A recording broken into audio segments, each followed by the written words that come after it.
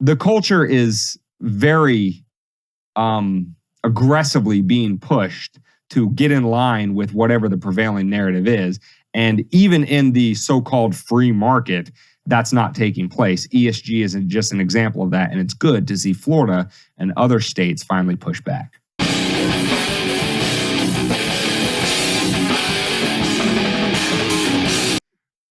Anywho, with that illustrious image still resonating in their minds, Dane, what's the first Culture Corner, or what's the Culture Corner segment for this episode?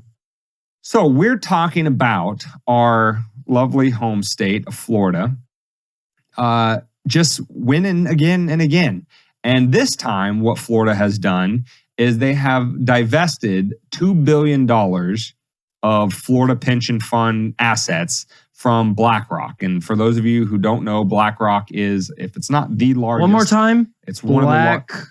Blackrock. There we go. Thank you. It is one of the largest asset managers in the world. I want to say it's in... Yes, Blackrock manages $8 trillion of assets. So for those of you, doing quick maths at home, $2 billion is not a lot, but it's enough. The point is, it's sending a message. It's about sending a message. Where's the Italian?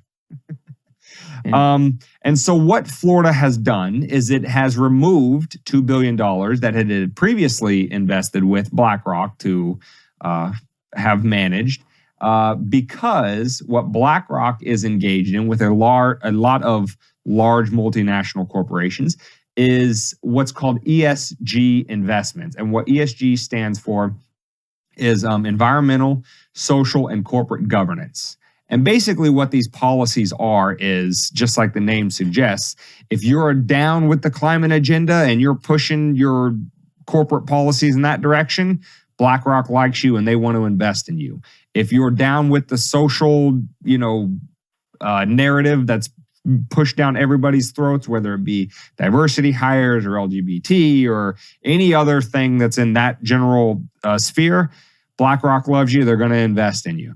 Or the corporate governance, which is just this, having stakeholders as opposed to just purely investors in the corporate structure, and you're pushing in that direction of governing your corporations.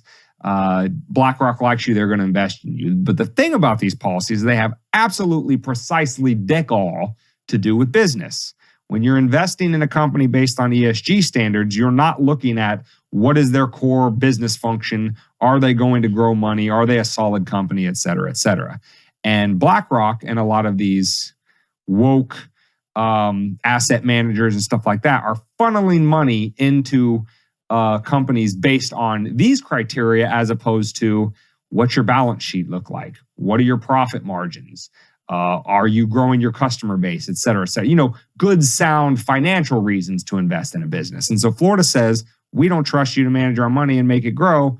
We're going to take it away. Well, this is so unruly. And, here's the key takeaway before we move on to the Epstein didn't kill himself segment is the reason why this is in the Culture Corner is because it's, the surface level aspect of it is obvious, right? This is just another, mega corporation of the super powerful elite, right? The asset managers at BlackRock, in bed with governments around the world to push whatever their prevailing narrative is, whether it's climate change or, like I said, with the social aspect and all that kind of stuff. And in this environment, right, the same leftist screechers that would say, pre-Elon purchase, it's a private company. They can do whatever they want. They can ban whatever they want, right? They uphold these principles of the free market when they think it's going to go in their favor. But then they'll turn around and they'll say to people like David and I, people that are, more freedom oriented, that kind of thing, is they'll say, well, why don't your ideas win in the free market of ideas? Well, when you have one of the biggest asset managers in the world managing $8 trillion, basically saying, we're not going to invest in your company if you don't get in line and get in lockstep with us on whatever the prevailing narrative is, then there is no quote unquote free market of ideas or free market in the economy, period. they are telling you in no uncertain terms, you will be starved of capital. You will not be able to start up, let alone compete with the companies that we're going to support and back on arbitrary standards, like whether or not they are sufficiently in line with climate change policy around the world. You don't get a seat at the table if you don't get in line and, have the opinions that we've told you that you need to have. And they're doing it in open and blatant violation of their fiduciary duties to do what's in the best interest of their investors. So a prudent investor, as the state of Florida in this context is, say, I don't trust you to grow my wealth. And, for the lefties who are all about public pension funds and make sure that we take care of the government employees when they retire,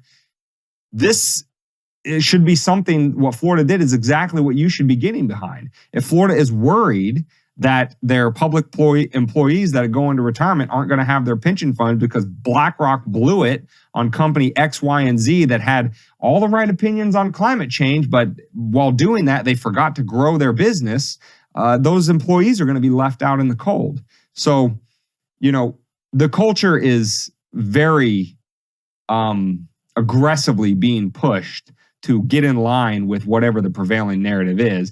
And even in the so-called free market, that's not taking place. ESG isn't just an example of that. And it's good to see Florida and other states finally push back. To surmise it, free speech is cool until you disagree with us. And then all of a sudden, you're Hitler. Democracy is at risk until we win the election. Then we saved it.